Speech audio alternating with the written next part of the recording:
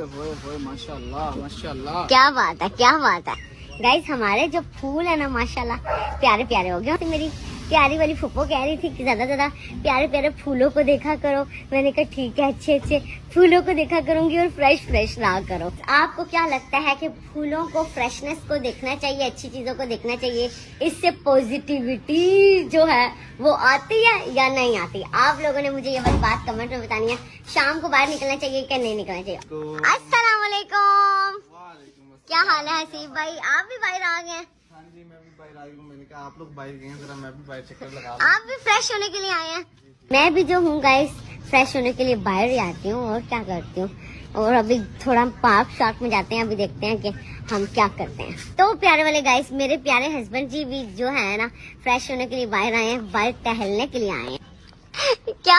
हाँ, माफिया टाका टाका टाका टाका टाका टाका like a mafia, like a mafia. आगे क्या आता है सुने? खोरे